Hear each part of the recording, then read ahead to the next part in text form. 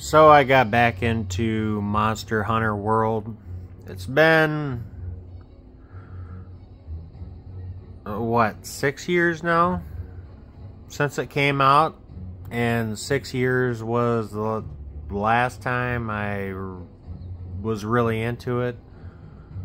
I want to say I made like a video about it last year, but I was just testing out my PlayStation 4 Pro just to see what it looked like how it upgraded the game.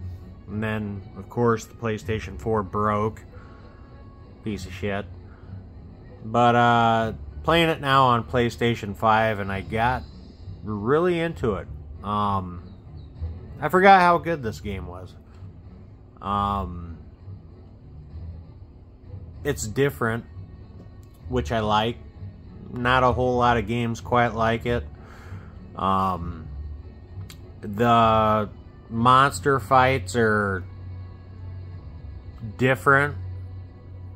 There isn't another game out there that has, we'll call them boss fights.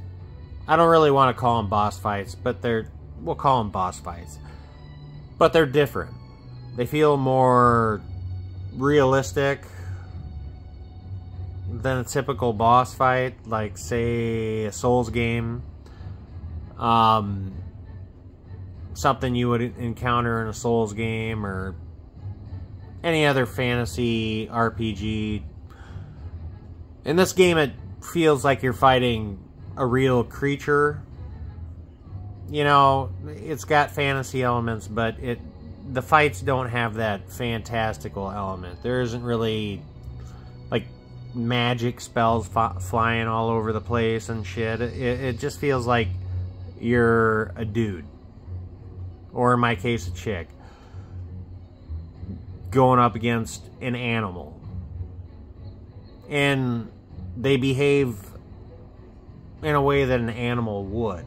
You know, like, take for example, you walk out into the woods and you try and fight a grizzly bear with a sword or something. It's different.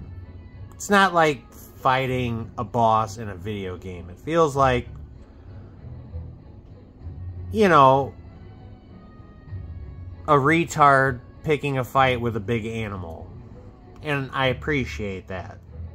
It separates this game from other games, because the creatures, there's clearly a lot of thought put into them, the way they behave.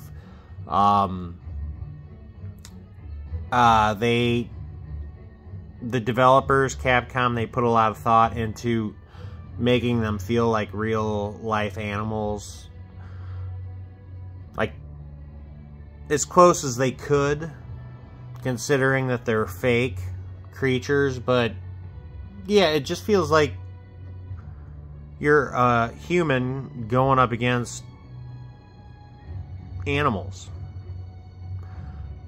It doesn't feel like, just throwing a random example out there, Dark Souls. It doesn't feel like you're traveling to the depths of hell to fight some undead monstrosity or something like that. It just feels like a different world where you're going on a safari hunt. And yeah, the game, there's just something to it. The combat is really satisfying. There's no other game like it. No other game like it that compares in terms of combat. Depending on what kind of weapon you use, but it's for the most part slow, methodical, strategic. Like, traps are fun. All the different ways you can kind of, you know, take advantage of tools like stealth, a ghillie suit, fun mechanics like jumping on the monster's back, sort of like Dragon's Dogma. yeah, it's just a different beast, you know. I got my favorites as far as JRPGs go. From Software's Soulsborne titles, obviously my favorite, but, you know, there's Dragon's Dogma is another one that's up there. This is right up there with them. When it first came out, I played it for about 70 hours. 70 some hours, and eventually I got tired of it. I never did get to the end game. I don't even know if I finished the campaign.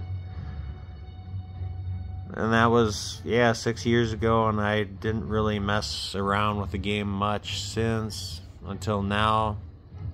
There was Monster Hunter Rise, which I bought for the Switch. It was awful. It didn't have the ecosystems that's like a big selling point of Monster Hunter World. You know, the environments, they feel lived in. Like, you got insects, flora, fauna, birds, all sorts of stuff you can capture or study. You know, it's got elements of Metroid Prime. Going into an alien world and just studying things and learning about the world, the alien world. That's a really cool aspect. Reminds me of Metroid Prime a lot. Metroid Prime had those elements. Completely different game, obviously, but it shares those elements. But yeah, then Rise came out on the Switch. I bought that, and I thought it was a giant piece of shit. Sucks. Playing it on a Joy-Con controller. It was ugly. Even by Switch standards, I've played a hell of a lot better looking Switch games than Monster Hunter Rise. And I didn't mess around with it enough to know how the frame rate was, but even if it was a consistent 30 frames per second, it's still 30 frames per second, which 30 frames per second needs to go away. 60 needs to be the bare minimum at this point. 30 is unacceptable. But it was a combination of that. Lower textures. The textures weren't good. It just didn't have charm. It didn't have that charm that World has. The charisma. Like, this game, it's whimsical. It's got personality, a whole lot going for it. Monster Hunter World does. And I didn't feel like Rise had that. Rise felt like a weird... It has that weird anime style thing going on. No story. Quirky, in quotation marks, characters that are just obnoxious. Can't stand them. Like the twins. Yeah, really ugly game. And the worst part is it doesn't have, like, the ecosystems. We'll just call them ecosystems that World has. It's just flat, empty hunting grounds. Very boring. Like, Monster Hunter World's hunting grounds are a joy to run through because they feel lived in. You know, there's all sorts of stuff you can study, capture, yada yada. Rise doesn't have any of that. I didn't care for that. And the controls were weird on a Joy-Con. So I bought it on sale. It was half off on the PlayStation 5. And I'll tell you who would. A lot better. Controls infinitely better. Looks infinitely better. Still doesn't... I mean... It doesn't compare to Monster Hunter World in terms of visuals, you know. It's a lower budget, portable game, or handheld, whatever you want to call it. But I'm actually interested in it now. And I'll give it a go after I finish World. World's got me sucked in again. I have not experienced any of the Iceborne content. Looking forward to that. But yeah, when this first came out, I was sucked in. I was totally on board 100% for about 70 hours, and then for whatever reason I just lost interest, but I regained interest. It made me want to play a proper version of Monster Hunter Rise. You got Monster Hunter Wilds coming out in 2025, supposedly, which I think is supposed to be a direct sequel to World. Looking forward to that. Yeah. The train's rolling, baby. And Dragon's Dogma 2, that's the biggest one. That comes out in a couple of months. That's the big one. That'll probably make me completely forget about Monster Hunter, but right now I'm loving it. Again, I'm riding that Monster Hunter train, baby.